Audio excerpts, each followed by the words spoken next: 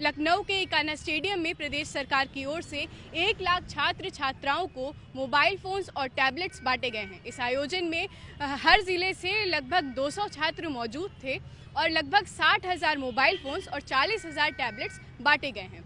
अब प्रदेश सरकार का लक्ष्य है कि वो 1 करोड़ छात्रों को ये मोबाइल फोन्स और टैबलेट्स पहुंचाएंगे, पर अभी भी 99 लाख छात्र ऐसे बाकी हैं जिनको ये टैबलेट्स और मोबाइल फ़ोन्स नहीं मिले हैं।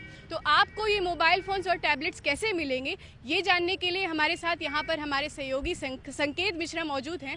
संकेत, हम आपसे जानना चाहेंगे कि अभी भी 99 लाख छात्र ऐसे हैं जिनको ये मोबाइल फ़ोन्स और टैबलेट्स नहीं मिले हैं, तो इनको ये स्मार्टफोन्स और टैबलेट्स किस तरह से मिल सकते हैं, इसका पूरा प्रोसेस क्या है?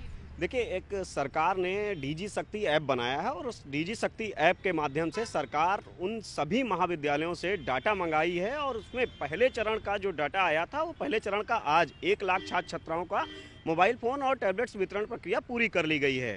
अब बचे जो 99 लाख छात्र छात्राएँ उनका भी डाटा डीजी शक्ति ऐप पर जिलों से आ गया है और सरकार ने ये व्यवस्था की है कि जो भी महाविद्यालय हैं उनको ये जिम्मेदारी सौंपी थी कि वो अपने महाविद्यालय में पढ़ने वाले छात्र छात्राओं का डाटा फीड करें डीजी शक्ति ऐप पर और जिला स्तर पर बाकायदा सरकार ने कमेटी का गठन किया था जिससे व्यवस्था पारदर्शी हो और किसी को भी छात्र छात्रा कोई वंचित ना रह पाए। इस पूरी जो सरकार की योजना है इससे, तो इस माध्यम से सरकार ने व्यवस्था करते हुए प्रशासनिक जो अमला है जिला स्तर पर उसमें एक नोडल अधिकारी तैनात किया था। उसमें डीएम को अध्यक्षता करनी है और नोडल अधिकारी उनको बनाया है जो जितने भी जिले हैं वहाँ के जिलाधिकारी को, और इसके अलावा जो जिला विद्यालय निरीक्षक हैं जो वहाँ के सीडीओ हैं उनको इस कमेटी का सदस्य बनाया है। यानी कि एक बाकायदा कमेटी बना दी है सरकार ने जिससे ये व्यवस्था पूरी तरीके से पारदर्शी हो सके और जो छात्र छात्राएँ हैं जो पात्र हैं उनके हाथ में टैबलेट और मोबाइल फ़ोन मिल सके उनको। तो इस व्यवस्था के आधार पर आज पहले चरण में ये वितरण प्रक्रिया 1 लाख छात्र छात्राओं को मोबाइल फ़ोन और टैबलेट की पूरी हुई है। अब जो बाकी 99 लाख छात्र छात्राएं हैं उनको, जो सरकार के अफसरों से हमारी बात हुई है, उनका ये कहना है कि 7 दिनों के बाद जिला स्तर पर ये मोबाइल फ़ोन और टैबलेट पहुंच जाएंगे और उसके बाद में जो नोडल अधिकारी होगा वो एक बार और जो भी पात्र छात्र छात्राएं हैं उनका बाकायदा उस डीजी शक्ति ऐप पर निरीक्षण करेगा कि आखिर जो पात्र लोग हैं उनके हाथ में ही ये मोबाइल फ़ोन और टैबलेट जा रहे हैं। इसका परीक्षण के बाद में 7 दिनों के बाद जिला स्तर पर इसका वितरण प्रक्रिया शुरू कर दी जाएगी।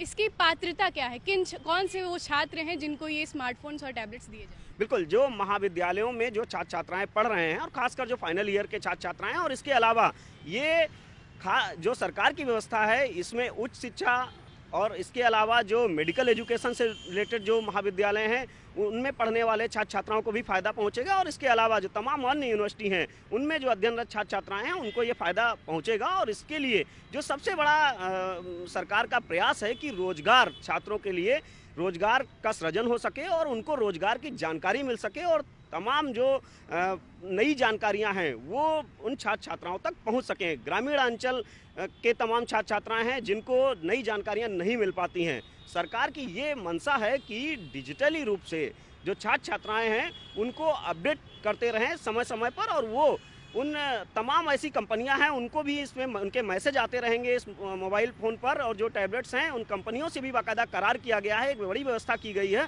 और इसमें तमाम विभागों को एक साथ लगाया गया है। यही नहीं कि ये मोबाइल और टैबलेट हाथ में दे दिए जाएंगे और उसके बाद में वो इसका इस्तेमाल अपने शिक्षा के लिए, अपने रोजगार के लिए कर सकेंगे। यूथ को डिजिटली अपडेट करने के लिए किया जा रहा है, तो ये बताइए कि इसके जो रजिस्ट्रेशंस थे वो हो चुके हैं या अभी भी छात्रों के पास मौका है?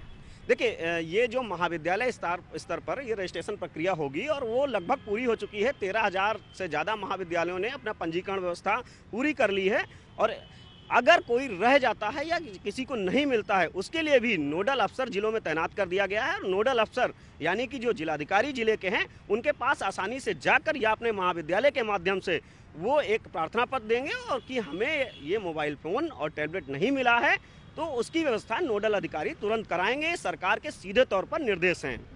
आज इकाना में मंच से जो मुख्यमंत्री हैं उन्होंने युवाओं को संबोधित किया।